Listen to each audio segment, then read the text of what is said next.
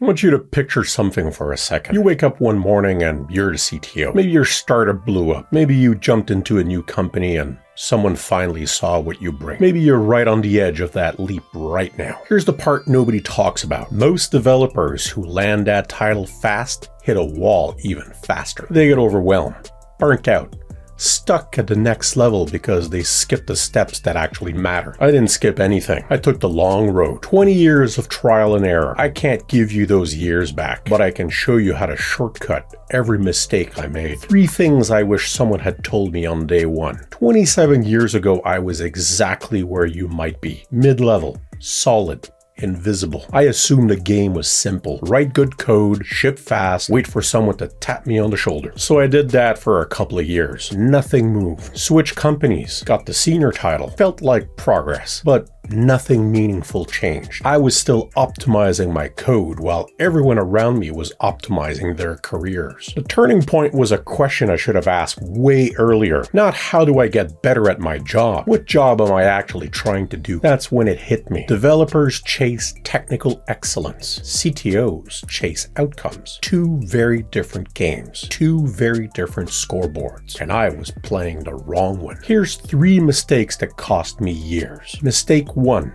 I kept focusing on the code instead of the communication. Mistake 2. I kept waiting for permission instead of building proof. Mistake 3. I kept learning only when a problem slapped me in the face instead of learning on purpose. Let's break those down. Mistake 1. I kept coding when I should have been communicating. For 5 years, I thought value came from clean code and clever systems. I disappear into a refactor for weeks, hand over something beautiful. Promotion time came.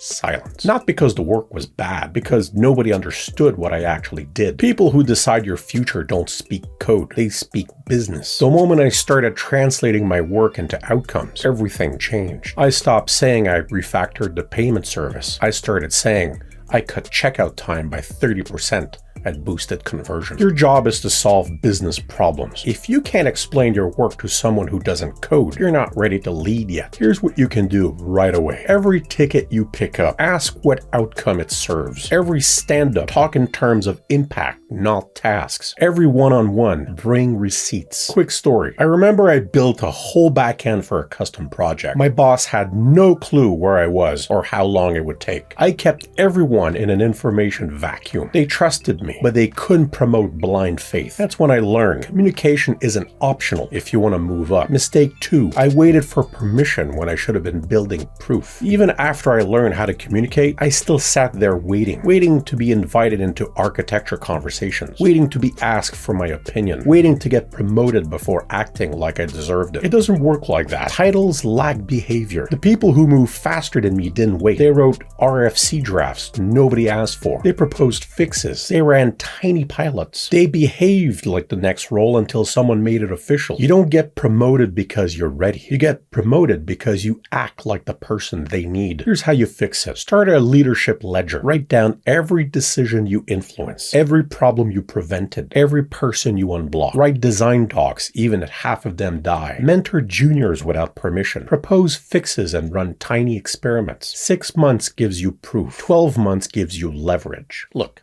everyone's talking about AI, but most developers still have no idea how to use it beyond generating some boilerplate stuff. Interview Kickstart's agentic AI program fixes that. It's built for ambitious devs and tech professionals who actually want to level up in their careers. In this 14-week program, not only you'll learn fundamental skills, you'll also build 2 real guided capstone projects you can put straight on your resume. And you get direct mentorship from experts at Anthropic, OpenAI, Meta, and Amazon. Actual working engineers, not generic course instructors. If you decide to try it, you'll join 25,000 tech professionals who once stood where you are, and now earn 300,000 plus on average after leveling up with Interview Kickstart. And here's the best part. They have a free webinar you can check out before you decide. I'll leave the link in the description. All right.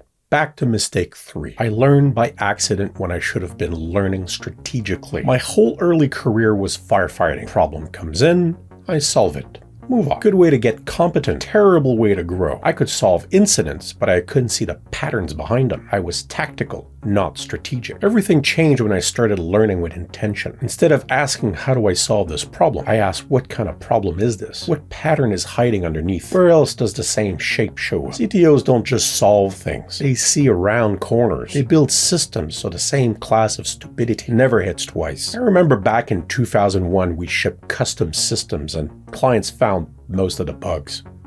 It made us look terrible. I picked up this new thing back then called unit testing. Suddenly the complaints dropped. Fake bugs disappeared. We caught issues before they saw daylight. I wasn't learning the tool. I was learning the pattern. Once you see the pattern, it never owns you again. If I had to start over today, here's the exact shortcut. Week 1, start translating. Pick one thing you're working on. Write down the outcome it serves. Use that language and stand up for your next one-on-one. Month 1, start building proof.